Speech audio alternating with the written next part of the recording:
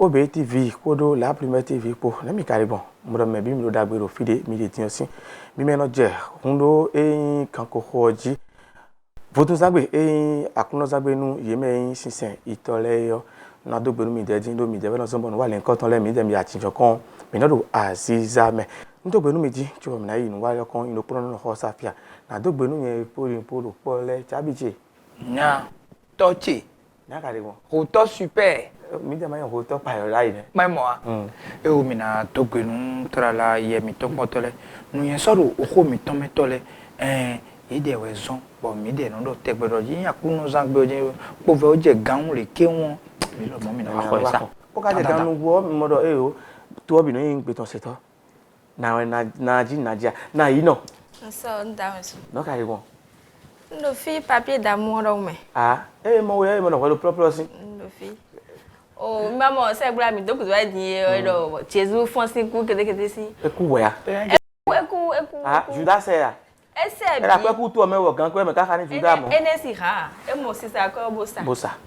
o sisa ho de la paje gbo ho de la paje gbo plan ya fi dia fi le le ka je le son kan ji façon do ni akon so do ni ayi fi le ba ko le ba je mi ko si la fi ne ba ne ka pe de we mi to ya suka la hwan ko de we mi la ton kun lo permettre bo mi le fi ne le o we ya suka ba hwan ko ne mi adogbenu ye mi ton kon tele de le ya suka ba na hwan ko we no akuno san pe wa je ye bi de bi na ya suka ba na hwan ko te gbe sin hallelujah wa to fasu ne mi kare bon fomen agbaza ojo san to le lo gbon mi to pe nu ma o afomi ton ko le ko egbe me kuturi mi ton mi dero kere no tono na ka bi no tono me le vole e no tono me le vole me le mo be je ton ji o e no se e no wazo o ko no to pe nu ba gidi do ne ka de bon nya so ka vivo ta ba gidi e on ka ko bi oro so ka me dan ni nte kon ka be ni so mi an ka bi wa so e ga ya e o te ko apo no akuno gbero to e for mi bon mi mo mi de yo akuno zagbe yo e lo vivi nu mi Jésus kunu bo Jésus ko ja jo do we do de do bo ne bo we ma ka do bo de Jésus mi se Judas se ngaba bo Judas na kwa chire ya o zo ba yi chilote every to wa je to gan ble jan de so no mo do ndo lo me e me de na do na ble mi do na do to gan hoto bo na yo to gan ble po mbo mi na je tun to yo na do gbe mbo e na fi mi àjọkanu dada gbe e do nu wa le nǹkan ton me mi de su mi ko tun bi no me janwe eyin ko ta ji o mi de mi na se wa e yan sisa ko mi na ya gbo ko me na class sisa chingan visco wa ben visco avoda ko sin chicken physical asisa mo nǹkan ton ji kan lo bo to ono ke jo mo nǹkan ton da sisa ko sin apa ko jo e chobo eyin mo je me mi na yi kon nu mi le ma le yi de nu bla yo nu bla bla nu e de me le yo mi na tun bi san de tin bi ami di ko ta joji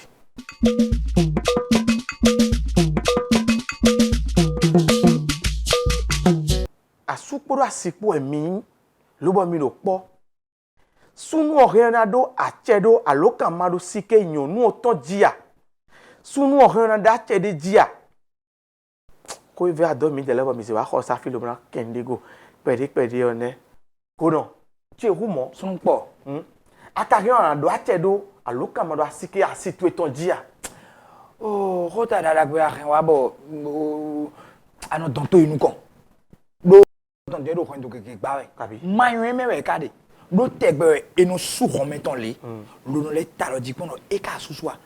sunu bidache be ya lo kan maro si asi tonton ai kabi e do we de bunu mi ayi me ko de bunu e ma da go lo kabi eni bi o me pon ai e ma da go lo ma kan bi ona do asuton ka do achedo alokamado sike ton jiaji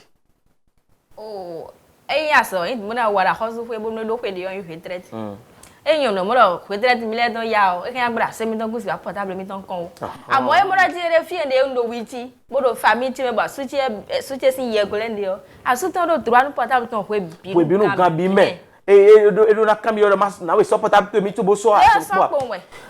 Yon no e bodo ko. Ba kambi yon niveau do asumi ton réel. Wa to ko su.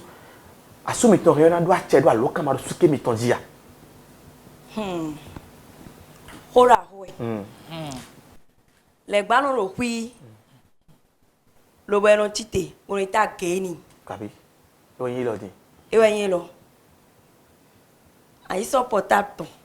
Una pon ete akajan pon de me portable a lo kamaro sikeo. Me ro po ton we. Me ro po. Me ro po na hen. Eton lo po. Eton lo po so na hen ton. Yo no na hen ton. Wọ́n asumi ton a che do a lo kamaro su ke mi ton dia. Oh. Tension zone hun. E ba ni de. E ba ni de. Bon kambi yo o bakedi. Asito si a lo kamaro su ke o. Akada che na. Ah ouais soué. Oui. Nyonu. Nyon lobonu. Amayonu a. Ya win ya we. Me ko le do mo. Ero e ma ba donu kasudo do biba o fino don meye supo. Bonu asito e nyonu to bo ko de sunu ado jiride adaro ko me. Bonu kaka si wo mi ro po amaro jiride o tuton abe do mejide alo kan maro siketon aipon abe khuru zo. Azonopo. Khore de wa. Kabi. Won yen do asite sin alo kan maro siketon ko na iwe. Da ekbero elekbero ta ki ba gbagwo ayin sun ene ni. O khore fineri. Brando khobra timenu mero yemi tole pon yo. Nyonu e mo mi de yo. Sewe no na me. Bon, me ko mi tole no do menjire de ndo semesito ya mo andoji. Bonu nyonu o ina no khoto isa o. Bona doji, bo mi pe ko pe bo mi anu gbepli me o. Bonu wan yin o de o. Bonu didide o de o. Adonai alokamaro siketon kan. Do nu mo nkan ton e do wendo gege hengle we. Bon, afoyon eno asito yo vlafo azome khwede we de yo. Eno amombo sundele no tin. Lobo marosike ne ya sito eton bo wo so na ya simi tonton e bo ka tun lo gan jiro menjile de e do azome khwele bo khontonton allo azome gbeton le o e na won ni kanflan eno amo bo azome gbe na do a onu ele gan ro kwize yo a o se jawe a ndo tekpon we ndo tekpon we wa me sunu amo yaya e yo do mi me sunu le mi me le bo mi no kwa upere wa àwọn mo ku je to le su pa sunu le ene hun o sunu o mo gbo e soro na kambioro me kai me wa le me e so mo na kambioro ya aba wo ko ngbene ya e ya bo apodo kwinpo nu bi pe no wa wo na maka iko e lo no nyonu e do mi de le nyon le ye bi di me kanfla na ji no chile ye bi indo nyonu o to me jena no e de o e do ara je gudo ton brado gudo chochocho o fi gare ayi ma ja isin wa kere ne be no ko do me ren gble do egbedi mi no pon eyin gba fi bombo mi ton le yovo le be no ble oui tu m'as trahi tu m'as fait nyonu eno ma we na we yo e do de ando alokamaro siketon be no level amo conflan eno amo bo nyon osunde le notin bo nde yin le nkaju bo eno bro kuere bo eno nyonu ndo azome yo we me sunu o anando nu e wan ni e de le mo e abi mo e ene o edo wen do ren bi e do we de le no atin bo ko no kwa mo no kha mo koton yo anando de asemiton e ta fagbe e po mele po ran bra e do khonu meton le won aka do ko meton le bo e ma se ko weton ayo be ma bana e ma o se ko weton jen ko mo se vie ton si ko yo e re no vie ton negoci ko to sa do e so na se ko to ya do atagba to supo o zanle dion o mele o ko bo e gbo ti fu meton bonu mo ma ya pa lo pa won se ke ko ojen yo e yo e ma don si o si a e ma tun le dika kono ba ki di yo kuno lo a che lo eyan lo kan maro sike nyonu to ton ipun da chede jiwo wa ka do tan dan na iru da che na lo so ko me to churo le fe pono iru so so aji e te to ka do amo bagidi ho tan bo do ho nu yen tan ko ne do ne lo egbezangbe yo min ma bobo nu min no do ho jo ho mi dele ku to ho le ko hunwai ku to ho le o yi ko hunwai mi ze eyan fodo gbe si ali ho we wayo fodo gbe yo o alokamaro zigo de da iwe a deboa e de memi ton le ko nu ya aha egbe zangbe ju alokamaro zigo we ka gba to afodo gbe yo fi ka be sin ni e no jere asiche niye mais le quoi ton les on a si ton boy bon mais le quoi ton VC do yon do ko me buto dai e ndo njire ababu na semi to no fine si zina kaka igbada ni o mais de souwe no chonyo no haku to le do ku to le din ye soro ndi mo ya abro do ku to le mama yin ko nu e ku nu bi kuro ku gbeji o mi ati ku ba do nu ku to le ile so gondo di no ku to le kun so ndi mo yo da do da ma do to me biji no do portable me kun ponu yon e ma ndo yon chicho we ne ndo sare di eno su hon le chono le da lo jipon do ho mi ton de su no ka susu waji eno asuble lo sum din ton le yon we da su bo wa su ko yo anu amono sin pe o to sisa me ho iwa ile yo iwa egbe zangbe dion ka so imo a ko si wa ko ton hakpon to bo wa ko do ho me wena levodo o ko si o pa o ko do na le nu awe ya esi mo a nyonu kana blo bura ko kodu do portable me e mo we jai si no apato e aboyi apela nyonu we dai buko divi vla fo de we aton ko meni yo we de so na do wezun buna gbon rin we gbe me fiton bi me buna te ko ka bo nyonu ni no vie mi to le godo si zanzan kaka igbada mama nyonu gbe we yo e ba wi nu sunu ne e ba ko le vona avenue de Vilaine si so godo eno ko tava si nyonu ko to ça hein ba fo yo mais ko ye koko ya so me pon le asi camarade je no do ah camarade o promotionnaire we ah le we mais wo ko ton pon vlafo o ni aro sable me buru munya yo mais ne ko wa su ko mais ne ko so do kan cha dia e no bloquer ka bo e ya se portable ton ana mo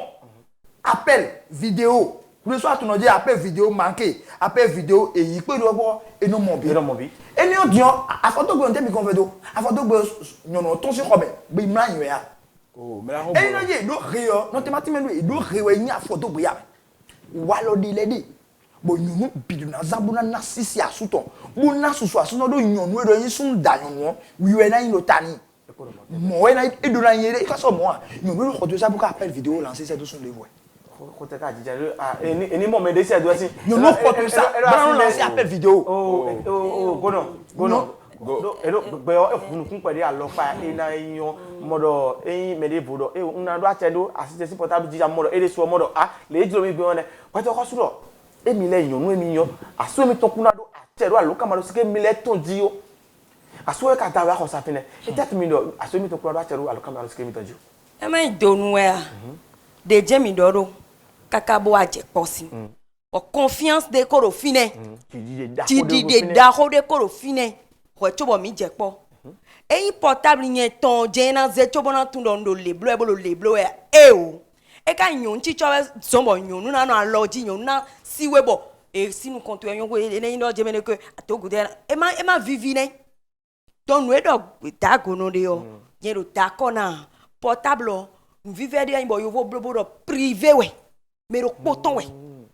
et de la surtout na waze et ton e kademe contact ton mademene ton de mademene when do gbi gba we yin do sunu ni ze nyonu si portable et te jan pon de me nyere sunu ze ton et te sonné yo Vilaine so ni nte jan mo do Jacqueline we bo ko me chena wala de ne le bino ti ko me nu nyonu ko zan wa ku o mi no today mi na dogbon ni yan do mi ne ko do mo Jacqueline et te di Jacqueline de ko ka ton aso me gbe ton we ko ka ton e de sunu mo Jacob ne we me ni oyin we bo yo nu ku nde we yin bo nu mo ko me no ti atan mo we de one bo nu do je abado fifa ni no hwen do to me o e nyan lo ndele a o vi no lo kwi be no ina lo vie ma ka su pe di do a e no beta lo wa a je kon tension zona wliwe azom na je a aso manager e mo hu no de tu mo mi da so pleple de hu wa no je eno je alopa bo yin yonu e do ho yonu e do asomi ton kura che lo bura do a che do aloka ma do sike mi le ton ji o yo de vocado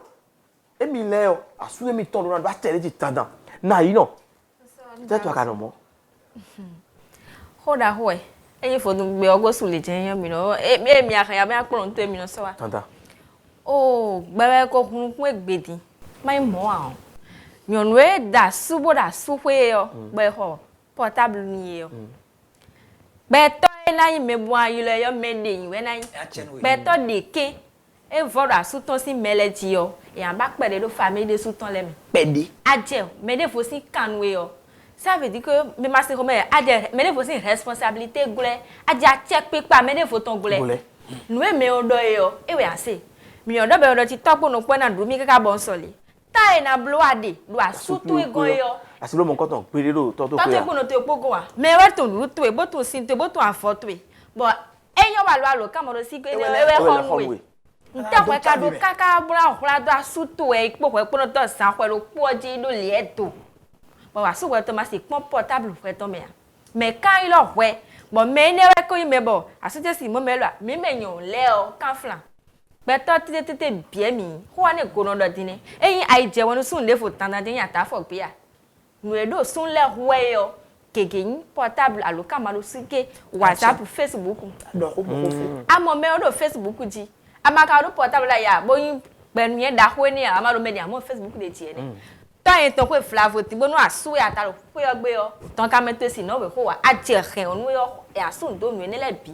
But I mo me odo Facebook ji. But mi do mi de asuko ya de me. But mi do mi de to ke siri mi de kaka be jide si mo ye to ero po a. Ba se photo to se de. Be do ye ke de pe ayan ami si ka ganti. O he tu nukun chom. Nu ne le don we de bi fu yo. Akodo asuto oku ene. Do asuko ton afo yo asuto do wa lo brondo. Ele le we a. Bo me le fo ka do yo. Ba papa ido la to me bi che siso di. Ba fi mi ka mo mi de de. Ba ayi ara asuko be rendezvous. Ndeka so nu nene. Aloka ma sike to e be so nu nene.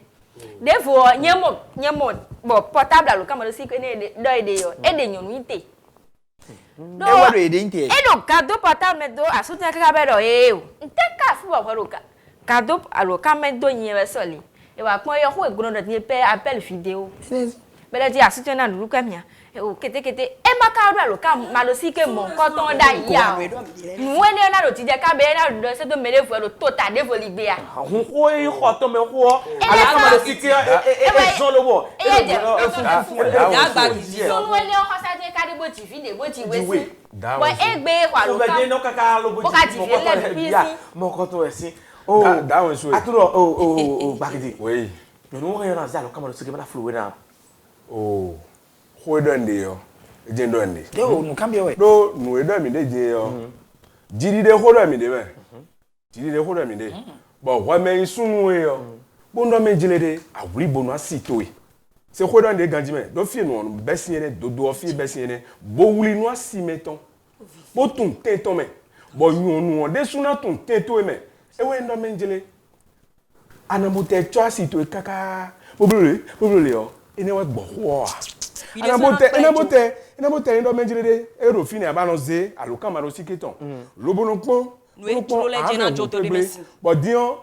ene ndo po ya de ablo eyo ena zon bo ndo nu wonu mede we de yo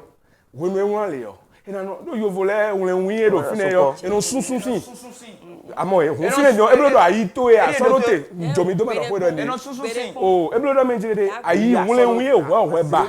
weba na dosi humo asitozi nu wale yo asito yo egbo vigwilu nu ene bo dion ena no sunsun ene owo egbo ho kan yun da pe yo. bo dion enwa go sunsun mo ede so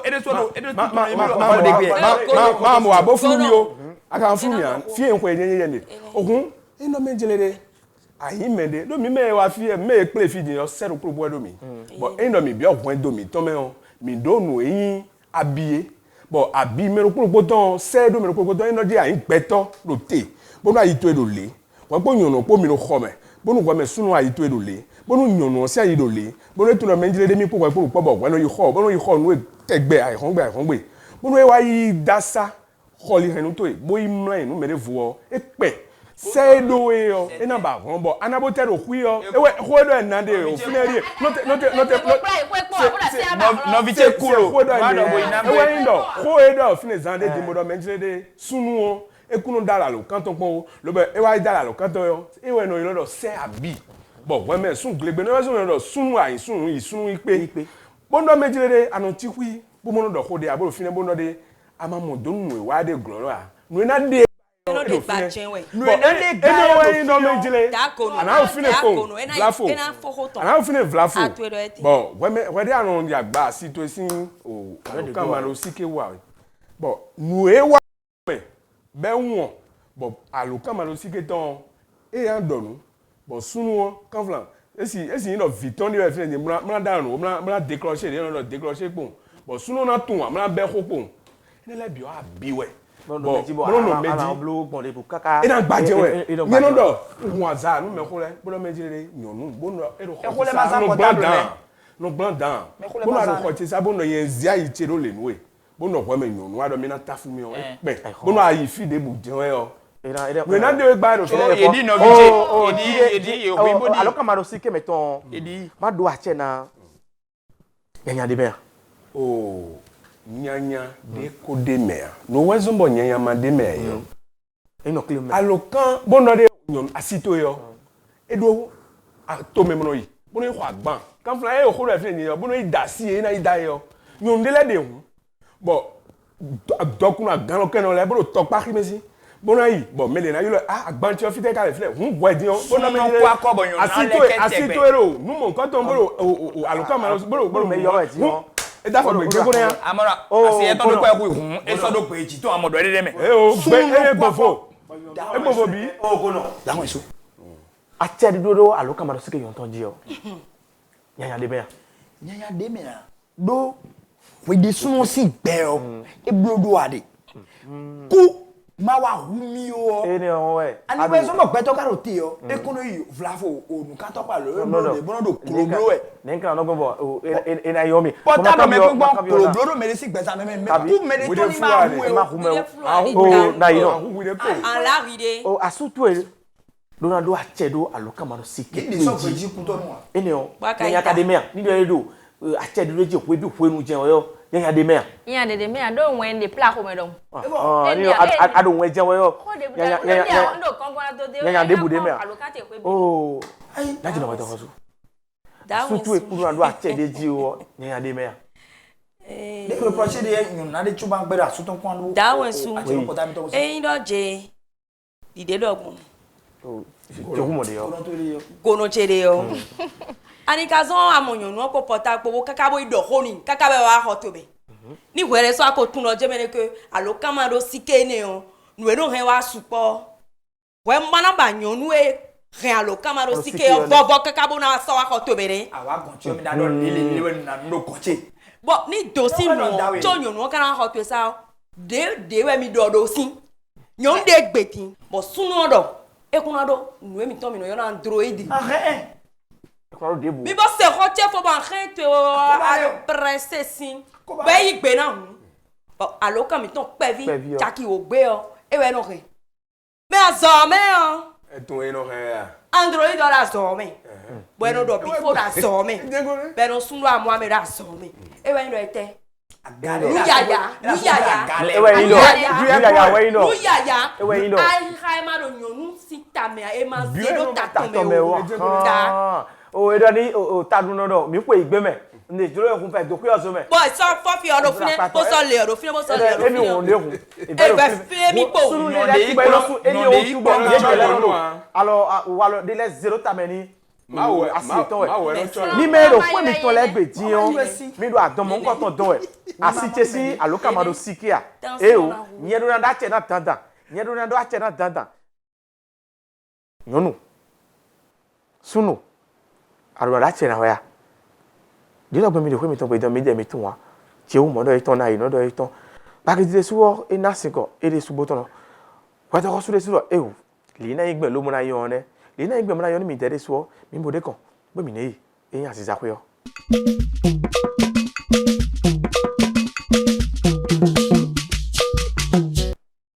modo eyin ko ta di sin sa mi free yo asiza ko je mi no do nta bode nta ko do lo bi be me o asiza chingan e na go sin agbo to ko me onu na do kesi tan mi soso jeje nem gare bon ganji mi dagwe ya mi dagwe e me ro dan lero e biro giro tubo mi wayi kanji fe na tena me di mi si lo mi ton lo bo jale bo wa akuno gbe to na ba ro tetan me ami mi no se soso jeje e tena mi kare be soso jeje o we Soso encore tu vois moi. Ah. Non tu vois non il a mis soso. Ben dessin moins so mais moins sila. Ah. J'ai nous quand on famille tu plore mais ouais c'est si we go mais quand on kotara kaka ben le mais we n'en fait mon gomba. Kota income bu bio. Ouais j'ai gonu soso. À la gamme le double soso jeje. Ah la gamme. Et ouais le soso jeje. Tu me donner à go enfant de 70 ans. Na. Me no le agona. E ho kagade do edi ya. Fi pe vi ro do ho me ho do wi. Aha. Me do edi jene. Fi pe vi. E no do ho. E no do ho me ho no ho. La sagesse ne dépend pas des cheveux blancs. Je vous donne bon énoncé. Et des 70 ans vie bon, on do ho 10 ans vie donc. Pour cas de 10 ans vie blanc on do ho 70 ans. Non mi de mi yo po vu pour cas on do ho me o do pe kan ni ba mo. Ami no kenda ho. Abi. Mi ti kan ro po. Ben inugri et non c'est bon ai romba romba non c'est mais tout fla rien pas de voiture mais na ranji mais ho e jomo ye do vérité no yon se nu ye ni mais do mo do we o yi mo gbo a soso mako boy ye do agada ni do yomi ma e pun de me bo a lo chona kwa tinke nuglu nu yi kedewe oye mando ta mi anodo nuglu no iwe me peton vono pon mi egbe ni mo fo tete nuglu no ikere oye e rameno a di do me te rame mo me di ramon koton ko gaga cambio me quand même mi to won support a ko me sin ha ne wa yin ko la nu a do vérité we no do e de ko me sin ha ne wa ramon koton wa e de sunu asidato adasi sin grandi we do e aha ba ko da su e ah e wan vive ka su to e na venwe ta ti o mi me da si le to do mi to e da si le mi do we gbe ya ba si mi to da dogu gbelele ma ji a ma gbo e yo alo kan je gbe to me po mere jire ko ro do ka bo ble ro ran do gbo fi bi ba wa n bo amodo mo le ga igbe men la ni men de fo bi won asra pa nsi igbe ya me ga igbe e ho gba bo ho ko da yi to mi to egbe to gbo e wi me su o ko idan bla mo sin dale karo gbo yan vie ko ye firi bo nu brabara na je o nga do ndo tu le bo nta o na wo ga yi ka pa mi la nye mo gbe nde ne vérité we no do o so mo yon no ve di me we ite me ga so so tete be kan tete on ko ton ida mo e vuya e ka support voulier mi besin e ka ka ne na ya photo jeji bodido me ka da ma ko ton ai ko blo lancement d'album pour me même quand single lady but do wo me so we do gbango do wa mi di ra lopo ben ti formation ndodo menu ko pa do menu ramon koton mi le flan pe di tuna flan na do no do amo kan lo wa do di bon kidi ya beto e mamo do no ije ayo e kan do tewe ga do no ne e do le gbere a yen we do mo na so medu na wale ka flan kan we ton bi onu mi no le titon no yo la diffamation le ho abaton le no yin gbe mi ma no pon fi enu jede do da we o mi se a fi enu be ti o we do dandan bo mi na kan bi o do ton afo e kan bi o silipu bo ro wan te un me se we ndi de bo silipu yi gbe ni bo ro yen we do bazi o ndo do me de we ma no tuten bo do we mi gbere po afo e kan bi o chogo to gbagbe boro wọ́n lọ pàtẹ mẹ́sì rẹ̀ nìyẹn wọ́n chogo to gbagbe kai gbe ni bodo yen wedo wọ́n diti on do me de me we ma no gogo jaga don bodo we mi gbere po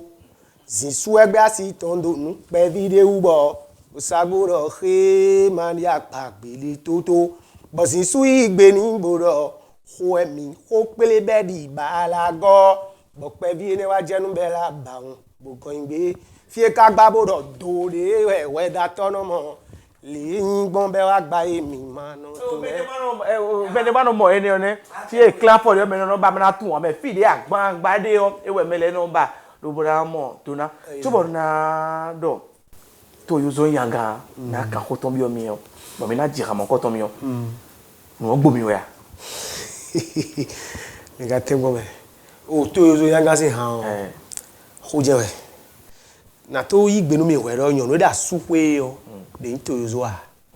sun no posi da esi da si 1000 yon da suwe e bi Aziza na gba sha to nu wesin e kan che sun no posi da si 1000 suwe e bi le àmọ́ e no gbedo je kre 1000 o le célibataire sin pe yon nu emi bo no mo ka wa depo no a ho ile yo to zo yin àmọ́ ku je no e don de wa ye po da si chepo ezo Odo nduero alada dans sa holan soji chaleur du peuple mi otoro mi e o amen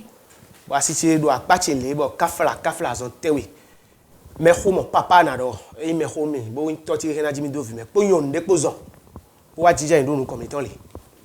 yon no do lo kesi yo e no do lo kesi e do lo papa no ho ka bo yen zon wa chi de bo ngoro je ne ba si che so fe mi ai no ti so fe so for mbraje asuto je do egwa no ha so do an flefi le ho we otoyo zo yanga otolipa bo mende fo swaji jano godo somo ete ibato edizu otoyo zo yanga mende fo swaji jano godo somo ete mommy ye go tin para kubo je boy ko e afidin ho edo Minje se kwebe dogbo man ho adan sa e holan po agbinpo ko yi file do kwegbe me nya ete mende vosu ka me asuo kwe oni no somo pon kwe ako debo no to e kwe my bolo plaisir ni wendo boyo poje ndo gesiji tololo e wa lo ton kele mi no wa yi to de we npa Allez, non, black papa ton. Be to ojibo sekiti ba Ça se laisse à mon compte, ça te mine. Pourquoi tu vois ça fait? Pressager AMT Santé, la couronne sur Nazemanso, Alessandra Soukae, alias Damari, et ya Maman. Ye koti para kuoje boy kombe da pintiho. Ije se kwebe dogbo ma ko adansa e hola kwa pinto. Oi, fine to pe be me nya. Mene fosu ka me. Asuwo pe yo ni no somo ko when na ko debo no to e pe. My bolo pleasure ni we no. Beje ni to kesiji. Tololo e wa lo to kala mi lo wa iwa yi to de we mpala. Nukumo nu e no chola yi kasunu na banyo nu jewe. Ndo e ke bodo ko nu e kwaje so to wu ne ayoko. E ka to yo so nyaga. Mon yon we yon lokmo ha mon koton le bo inte zo le ye mo ye de me bo ma bara na suwe o ke ale yo ye tele yo ye ha ne o ba no ta nu ye na me dada ai me ya ni e dada si lo mi o mo ro me de ti lo bo le ajana bo li ajana o bo no ye na to se le do se ko bi soso jeje oh soso DJ ara mi be randin yo ko iton kunso ko mi de suno ko na bi mo kata enche e do mo mi on no se no do pe amado no le yon da sim dada atun mo sin ko aton jejidi do well nyo aro o hale ton da do mi o de nu ton bo e o support am alogo ja no mo so mo wi de kan to le bi yo o no e gbo e sin hakere ji aro de bo no mo tine alogo ne kon bo no o apa ne ko no e kan bi mi o no timen me do e mana o gwa lo no mi abi e mana o bana tun mi an nka go si fie kan tun no me le pon fi bodin no do hovele Vitia si no ko no do kwelo studio yere do tuna jele ranche no dile yo na kan dabo kan bi bon na e mana o tunu mi anga go si fio na go si do mo din mo don dia do aka no ekudo dawe mi aka flanka ko to bi o me hole amon ka wa go si fio no me le gbon fi bodin na ti menu e do alogo si an pa ko yo ama gbe kan do kanu alo pon fine bo so ma de nu ya me be ko tun do ouve wa ya ziza ton do kan si no yin gbe jan ja o e di aye ko music no ko ma du ogo to me ya e mo eno bede mewe bono de ka ma wa do ami nwe o alogo ma si za to le mi to gbe yin do e ko so aflele gan le bo sado yi keka bo e amon John le o so le tun lodo yin san pe de lo me enadi le wo za mo fi yo mo je bi gbogbo e lodo dada me wa da so di ban le wa do bo mi ja si za do so te ko jo ko ta won kan bi o so a mo fi din yo je suis un homme de la pure vérité yen da so de gan han so enu yen mo no kan si je mo invité ben yon nu yen domo no tamegba nye de subona entreprendre ndé nous ne kuno kali on est tout comme on ya veje no di e very amo mi do tameli we no ye amo kaka je pion hawe ya so mi je ton do hawe ye no di nous ezo bondo no tameli e bona entreprendre ni gona we ai do ko ha do julo ambition no ambition je tafla nyonu si aje nyonu ji un an kere so si wa do ko ne ko kabi oh na ino gonde mi do ko dem na cambio so chichi ya me so yen wa ni ta won me na ino nu che Ulo mo na idu je nu. wa yen don de yo kan sin côté don de wa oh kan dans le meo e ka ja han ti bi lo atan ti bo abi tout temps kala de menacer o no ti no sigidi ti no de ne ko ne ka gbo e ma go vesti se nu ne o no se mi se mo no lo sigidi o de o di re o aye han sin no gbo han sin no do re do to e yen ka choyo do apa en ton pe o ta fala de no do te kon na we han ne han kon wa no egbon yon si do lo le we na mi han no e ka mo bi o mi o profiter bo jan se ndebo kon ndebo blin ba igbe nu mi yere e ka mo bi o mi no da si ja do yen te do afo ni o da lo we mo du da tin do bo sa to mo si wa tin ho e lo e mi me cambio me di me ma ka foto ni lenu ya no me so so gbon pon e no me npo de no mo nu kuchere no e kana na so eja e foto ni lere alo ton wele o ko nu so so yen tin do ho we si me le yo hano wa ka bo ke sinu adimi ma wa so de wa na don mo je don to vile aro hide me mo ho to me dia alors pone alors ton we go den de no wa mbenu bi o ko si sabele mo do quelle situation hano wa mi ndevo alors ton we lere ati do po sai no du de weyin sun mo ya fon si sanji we a e si ho 9h10 mo yen po sai ma jam lo don de o si me no pla asije tun no plafond ko le hu ndo de fodo de no ati do po sai no du de so ye do ko me si me bo se han le o no ya pa fo bleun kan ja yo ko me si jan le ko bi ne me en ko me si ji ko bi no ame mi ni se so e wa ye flavo din bongo si adansa bo ko ye to ti ko boy kon ndika rande na ton do ran e lo e ton de gudo to yo gudo e bo no e kwa pa mi do wa lo e ton le me yo ni se ran ne yo mai boy kon jo pa han fo re àwọn ko je do don de wa hun ka fla ko me si me o kan no ya wa nu ya wa pade no jeme mele kon bi odo mi poro so po anu blo nu ye odo featuring gen mele no bi owe mo flavor yero me ngoblo ka mewe asiza da ko kere e jo na ha enwe me do ko Delphino so aditi yeton boya gban izunu bo me do ko share mo so tamanda ho sin vi ho blo featuring alima free don e bonansia kan don yo service okay Delphino so ton do Delphino's featuring so jeje mi wa do to han bivi ye nu kon do pe o we yi nu kon re anti bo mi karon do nu ni gbele nu ko che ton pe o yin ko e ton re anti pon mi jo ko do nu e pe bi de we do mi me don do gu do to le udu e adaka yo puru Delphino su kweto e aye do e ko me si an vo e fun ye la zogben do ko ta do family me o me ntun to ya ko ma no tun pon Chimayon me tomayon ye kungaze idado tatome o wezi ason ma joro to yo so te komana joro si ayo zingi de huton magangbero we vi mandam lon to we gbe kudo ilon po me nko ya zizamde se mo jinu ya omi njo hobo agbe to me ficho de kinda kan ka gbo de me na sin akan gbo de me we mi non vi chovo du jogbon vo mi jowo kobo njele donu go gbewe ososo jeje ole yen wa bogo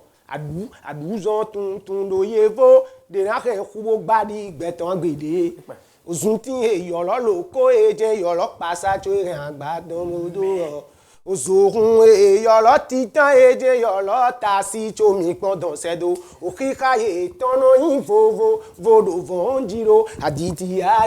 eno yin bo nja diti yo so rojo te eno ngo si o na teni so didi ma do so ale po adokodo ko na kan bi akabi ho bi ojulo ye on yero nko e nu ko en dio wendo nu edo aider au raton là mais on mina modo je que et gossier dessous mais bon et non zebo vire so ado fide bubolo si sewe yo et na vivinwe et na vivin la menwe et no mo ko to ma te khawe ya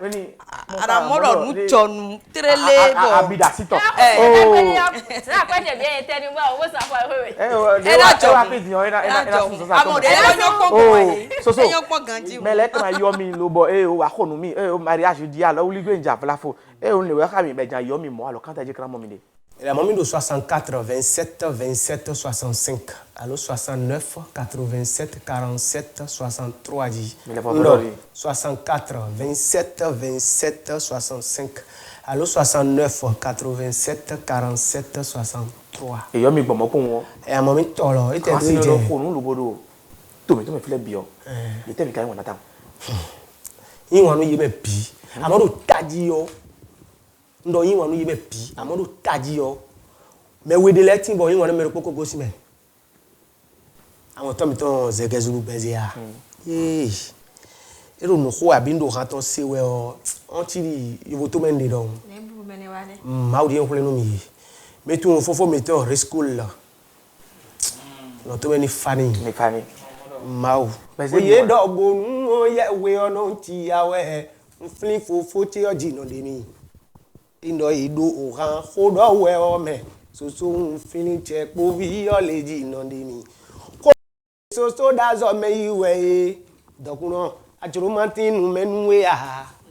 fofo ya ziza dazo me iwe yo ya do toji ni so mana mo jeme de le bayipo check bovi odo oran jiwe nu se ome nu plon we unde valavu ono suka yo do bo se ran fo Jiji bon ka se kuto nu wa soso onye wetun lo to me na fanu fofo che govi lo to me na fanu ya na bo mando fi ome mi me no vi to ele mi na bologu do to edo bo jide lo to me trapani aziza mon koton che ko rish mo lo to me na cha lo ede suo e o e no khubo patno blado mi wa mi ni mo je me sa pa we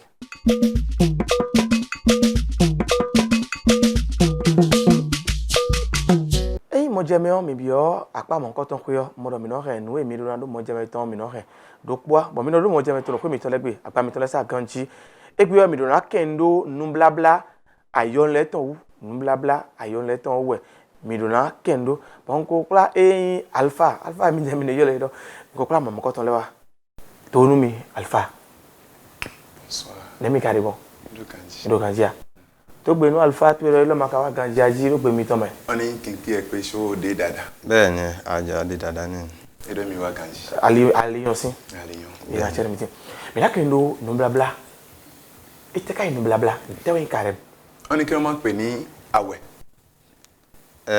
àwẹ̀ ni nǹkan tí Ọlọ́run tó yọ̀ǹda fún àwa mùsùlùmí edo nu bibla ewe inde ma owo ezenu me malele domini blo tó jẹ́ pé tí bá ń bọ̀ wá gbogbo ayé gan ni ó tó mọ̀ pé ń bọ̀ wá nu ejawe yo me yin malenu po me ma yin malenu po fon me bi no tun doju me kro ke sunde jawe bo yin sun ba jele de ko agbo yin malele sin sun bo inu bla nu de me tó jẹ́ pé oṣù 12 lóṣooju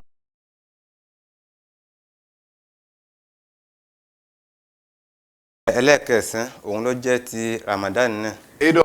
confio sunzan tenigo ewe sunzan de mi de lo ewe Ramadan sin sunzan de mi de lo tó jẹ́ pé tí n bá ń bọ̀ wá tí a bá lò oṣù kẹjọ tán edo nu mi zan sun tenwe bozan sun tanton le sun tenwe go mi no blo carem a máa wo oṣù ìgbà wo ló lé ìgbà wo ló dí mi na pon sunzan me do wetenuwe ejeji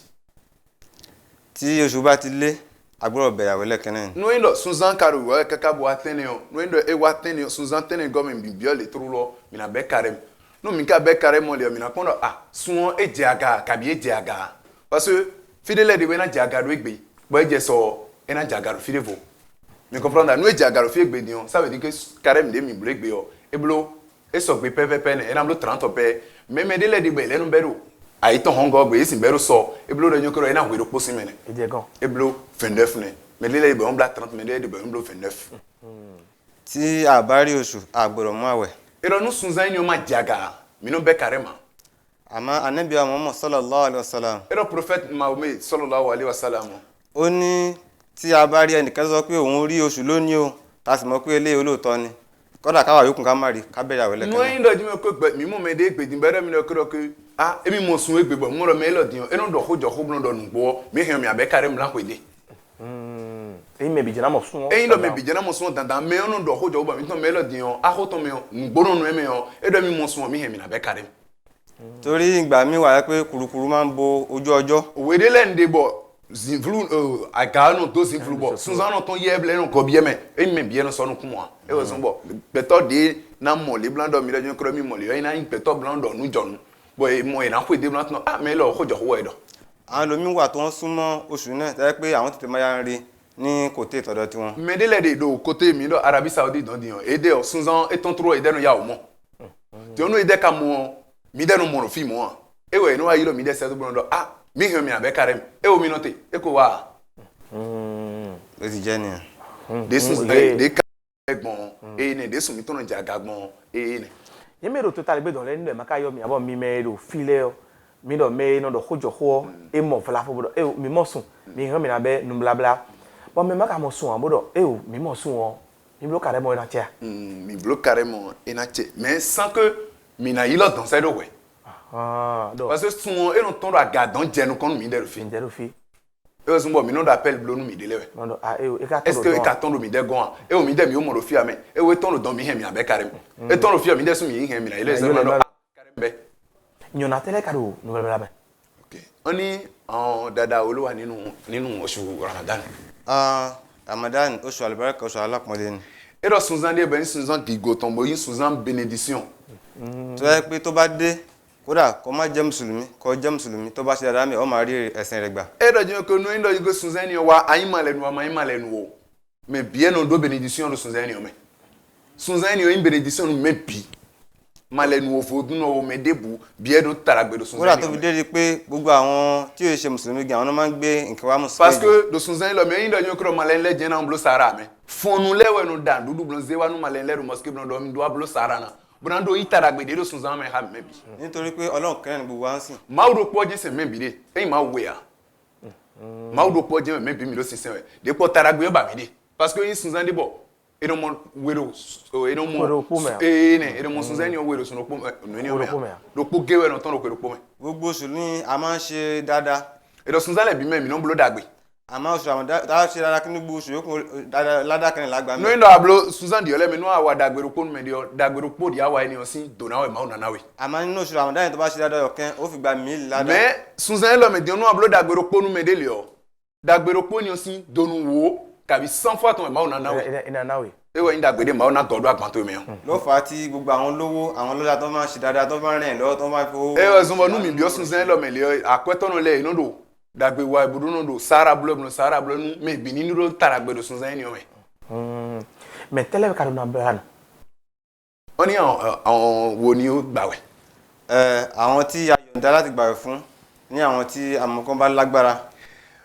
mɛde maaw de gbena lajɔ kúrò mehɛn minabila nu lɛ o meedo kandi bodo àlàáfíà bodo santé boma azɔnni boma tagba dɔnni wɛ mɛni yɔ hɛn nabila nu. àwọn tí a yọ̀ǹda àwẹ̀ fún láti gbà ẹni tí àlàáfíà bá dí fún. mɛde maaw ka gbɛrɛ jɔ kúrò e mana bila nu wa e wa yi mɛ agbasatɔ mɛ ma yɔn wa mɛ agbasatɔ mɛ ma yɔn wa peut-être mɛni yɔ diɲɛ edo fi pɛvi peut-être atɔgonɔ mɛni lɛ diɲɛ. maaw na gbɛrɛ jɔ kúrò kabi mɛro sunzan suntɔn sinu mɔ ne mɛni lɛ yɔ yɛrɛ dɔrɔn bila lɔ kari ma. àbí ẹni tí rìn àjò tẹ́ pé ìrìn àjò náà jì. kabi mɛde wɛ bɔ e ko n gbɛ voyage bɔ e mɔ dɔ fi de n ko n gbɛ diɲɛ eli e si bilo kari ma parce que o tun kɛn mɛ i ja jɛ dɔn wa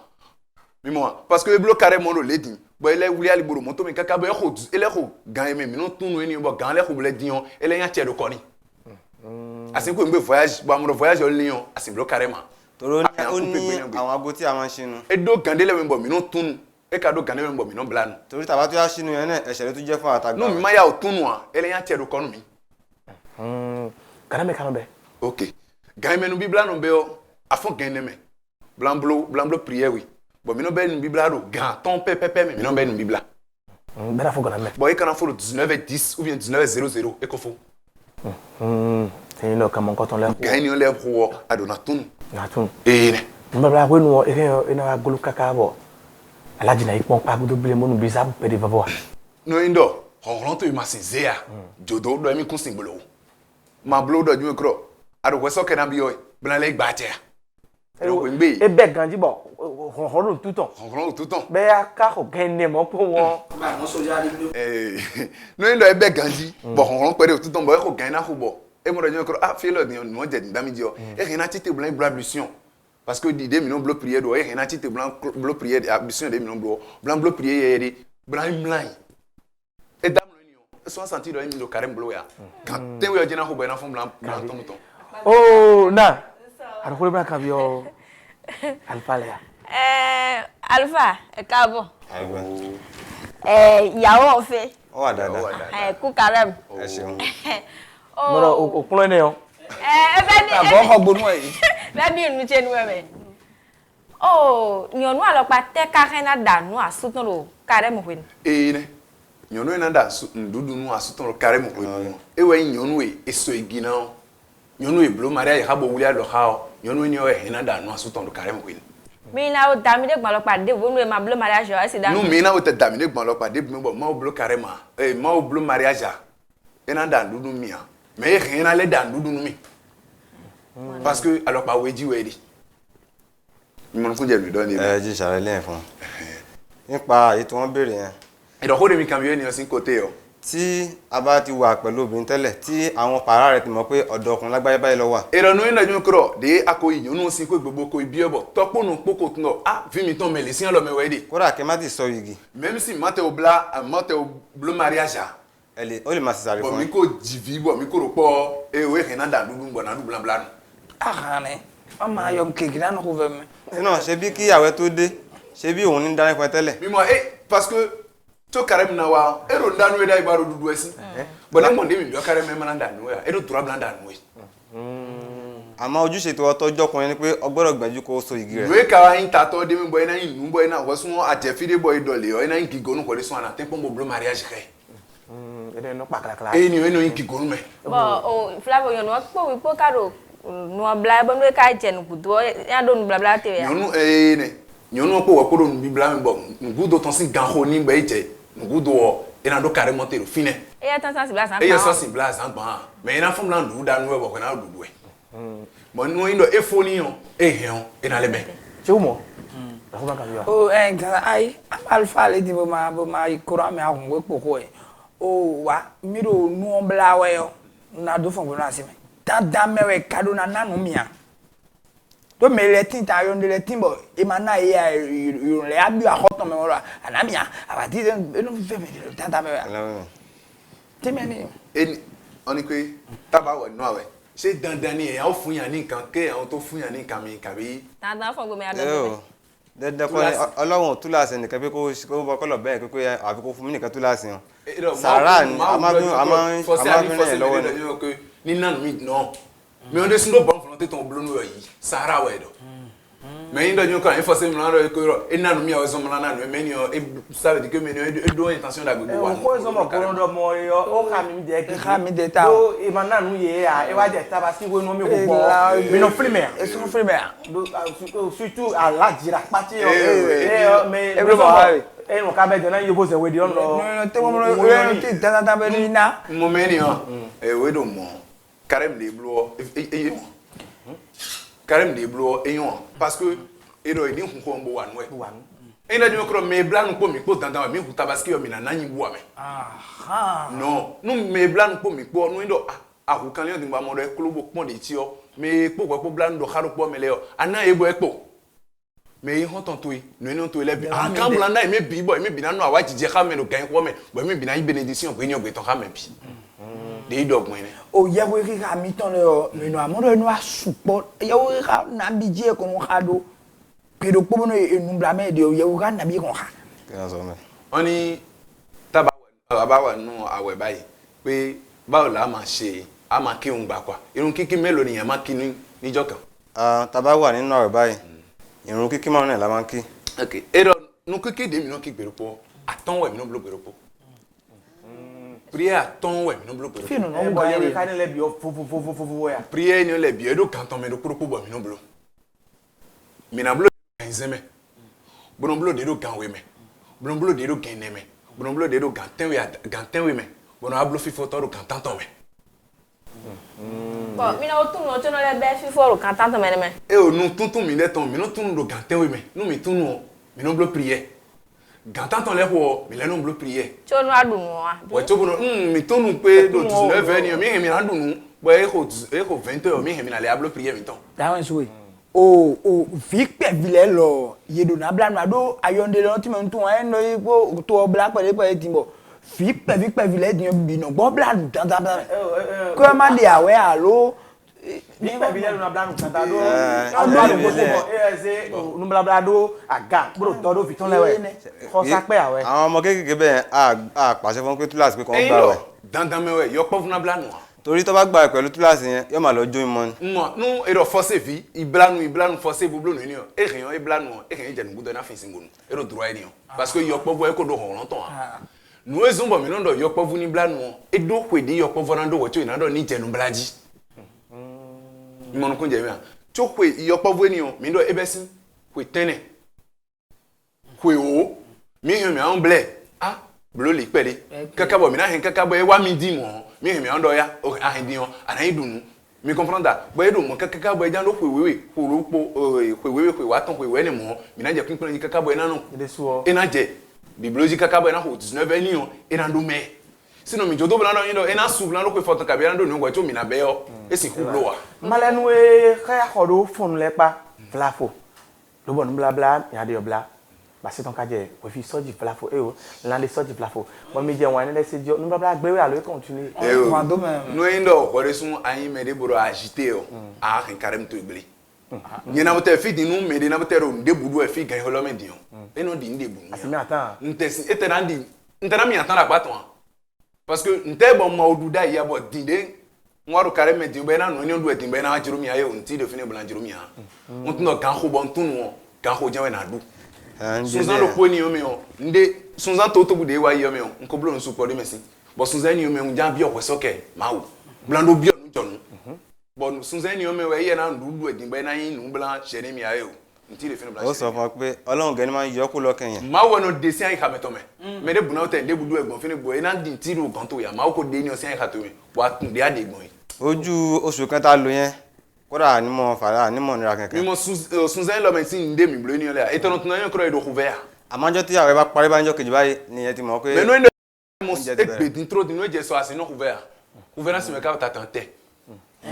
mana dun jawe mono igbo ne de no igbo ne e ra je ni alpha legend do e wa timbo mo je me mi do dan do me fonu mi me ma no blan mai malenle ya mo je me do dan do apa mo nkan ton pe je mo do alpha e je lewa e timenu mi je mo do nubla ba je mi ka do mi je le su don sisan dion mi odun dia me hun wo je e po dion de o je ko bo mi ma o ro ko mi ka do de ko do ai kha me fe enu he yan do mi di do bo masu po a mi sin na me da pa mi to me do mi ja ta parce que no mi ve flemi do malele mi an to na ko e wa na ko to e wa po fla fo ko e be wa ko ne jisi to pe nu ala ja de bro e ndo e ko kan ton hun mi kenkle lo flemi je le do e o mi je mi no gbo sin la ba itan da mi kla mo yo ko yo e na so lo bo e na je khale yo e na blo dade lo fisin data fun fit mo ko ga ton le so e agbola mo ko ton je ti yo e no dubo e no fifi no ji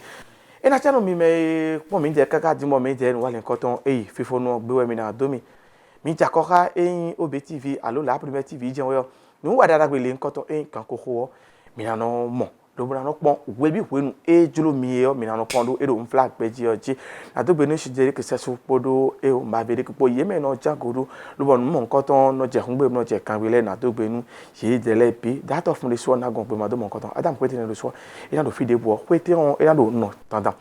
to gbe nu da ye no yin wa nu wa le nkan ton le buro no mi yo mi gbe kan le go na do gbe nu me mo nkan ton le din na do gbe nu da kusi dako weke no en nkan da gbe nkan ton ne wa le nkan ton no je gbe mo no je ele nu ko mo nkan ton ko fa ten do ro karo fu ai te definisi ai mo wa le nkan ton le mi fu mi na no ai don akulo san gbe le lo mo na no fa ko chubo na no jilo deme ndo gbe mi din do ji do injilo nu wa ile asan tan to gbe de vo mi le ba pe o da bo